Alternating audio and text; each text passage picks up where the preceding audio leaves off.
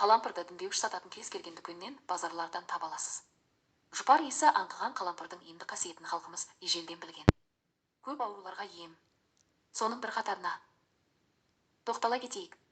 Күн сайын 2 дана шайнап жүрсеңіз созылмалы ангинадан құтыласыз. Тамағыңыз ауырған кезде шайнасаңыз ауру басылады. Тамақтанудан 30 минут бұрын бірнеше бөлік шайнасаңыз ішектің ақ құрттарын 2 күн ішінде өлтіреді. Қалампырдың әрбір шоқтарының құрамында эвгенол, кариофилин және иланген сияқты хош иістері бар 20 эфир майы бар. Сондықтан оның ақ құрттардан басқа ағзадағы инфекциялық бактерияларды, стафилококк, туберкулез өлтіру қабілеті де бар. Ауыз қуысының қабынуын емдейді. Сағыздың орнына шайнаустоматит, периодонтит және гингивит ауруларын емдейді. Ауызды жуатын кез келген заттан артық жағымсыз иісті басады және қайтадан иісті болдырмаудың ең арзан әдісі қалампырды шайнау болмақ. Эвгенолдың құрамы қатерлі ісікті тоқтатуға және оның қайталануын болдырмауға көмектеседі. Бұл арнайы сынақтармен дәлелденген және тұқым қуалайтын қатерлі ісікке шалдығу қаупі бар адамдарға оны алдын алу үшін үнемі қолданып отыруға кеңес беріледі. Төмен қысымды жоғарылатуға қызмет етеді. 2 данасын шайнау 1 кесе кофе ішкенмен тең. Қан қысымының төмендеуінен болатын шаршағыштықты, бас айналуды және бас ауруын басады.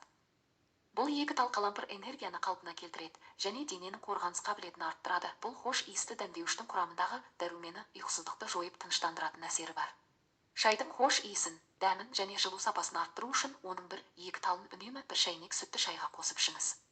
Егер сіз оны отбасымен қолданғыңыз келсе, түнде ұйықтар алдында молырақ 1 кесе сүтке сары май, ас содасы, 1 ас қасық арпа талқанымен араластырып 1 тал қалампыр қосып дәмін шығарып ішіңіз. Таңертең оянғанда керемет демаласыз. Қалампырдың сапасын тексергіңіз келсе, оны кеседегі суға қатты лақтырған кезде тігінен жоғары қалқып кетсе, немесе ыдыстың түбінде тігінен тұрса, бұл эфир майы әлі де бүтін және емді қасиетін жоғалтпағанын білдіреді.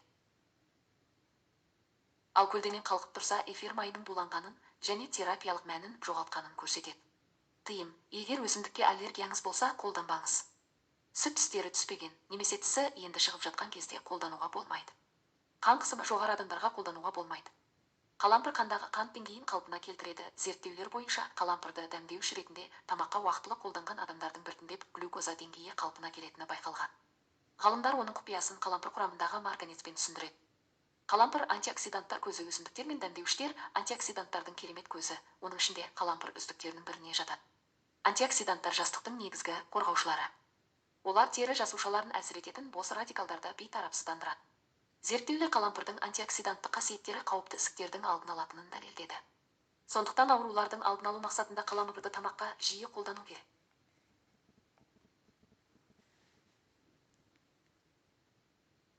Қалампыр тіс ауруын жеңілдетеді. 13 ғасырдың өзінде қалампырды ауыз қуысының ауырсынуын басуға қолданған. Оған себепші оның құрамындағы эвгенол заты.